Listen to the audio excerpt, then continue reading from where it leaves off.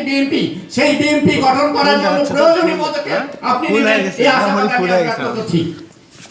যে কোনো ষড়যন্ত্র উপেক্ষা করে আপনি এই আমাদের কথা শুনতে আসছেন, সবার কথা শুনে আমরা যেন একটি শক্তিশালী বিএনপি এখানে হতে পারি। এবং আলহাজ সৈয়দ আলীর নেতৃত্বে উপজেলায় উনি উপজেলা নির্বাচন করেন, দুবারের উনি নির্বাচিত প্রতিনিধি ছিলেন, ওনার নেতৃত্বে উপজেলা কমিটি। এবং আমরা কাউকে কোনো একটি কমিটির একটি সদস্যকেও আমরা বাদ দিতে চাই না। সবার উনি যেহেতু মেয়র নির্বাচন করেন পৌর শাখায়, উনি মেয়রের দায়িত্ব যদি নিতেন তাহলে আমরা ঐক্যবদ্ধ বিএনপি হিসাবে জলঢাকা একটি শক্তিশালী বিএনপি হিসাবে দাঁড় করাতে পারতাম। সেটা উনিও জানেন, উনিও চেষ্টা করেছেন, কিন্তু কেন যে কী কারণে পারেন নাই আমরা বুঝতে পারি না। তা আমার মনে হয় এই সব কারণে আপনি এসছেন, এইসব আমাদের কথাবার্তা শুনলেন, আপনি আমাদের নেতৃবৃন্দর কাছে আমাদের এই বাস্তব কথাগুলো তুলে ধরবেন এবং একটি শক্তিশালী বিএনপি বা ঐক্যবদ্ধ বিএনপি গঠনের প্রক্রিয়া করবেন এবং গঠন করার দায়িত্ব পালন করবেন এই আশাবাদ ব্যক্ত করি। আমি সবাইকে ধন্যবাদ জ্ঞাপন করে আমি আমার বক্তব্য শেষ করছি। ধন্যবাদ সবাই। শিশির ভেজা ধানের শীষে জিয়া তুমি আসো মিশে। সুধীবৃন্দ, এবারে বক্তব্য রাখার জন্য আহ্বান জানাচ্ছি জনাব খুশির আলম আলো, সহসভাপতি, সাবেক সহসভাপতি উপজেলা বিএনপি জলঢাকা ও সদস্য জেলা আহ্বায়ক কমিটি বিএনপি নীলফামারী।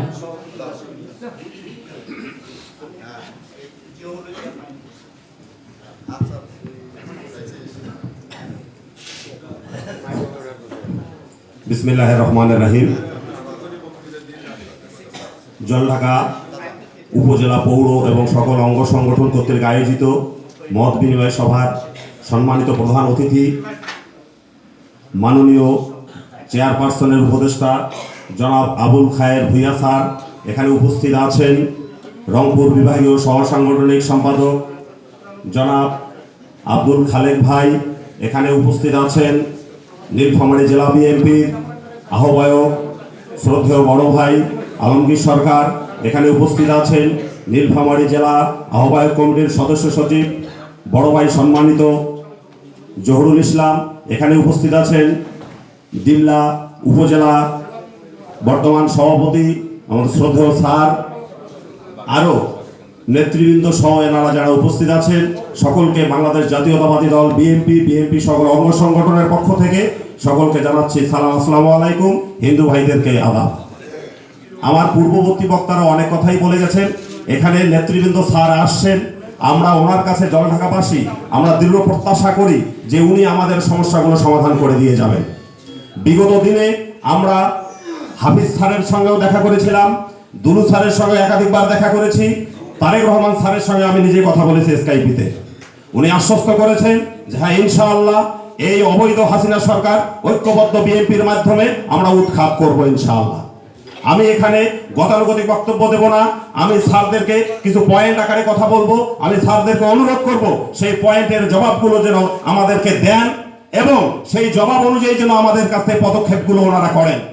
প্রথমত কথা হচ্ছে যে জলঢাকা উপজেলার 11টি ইউনিয়ন, এই 11টি ইউনিয়নের কোথায় আহ্বায়ক কমিটি গঠন হয়েছে, কোথায় ওয়ার্ড কমিটি গঠন হয়েছে, এটা স্যারদের কাছে আমাদের স্বনির্বন্ধ অনুরোধ, ওনারা দেখবেন তাদের কাছ থেকে।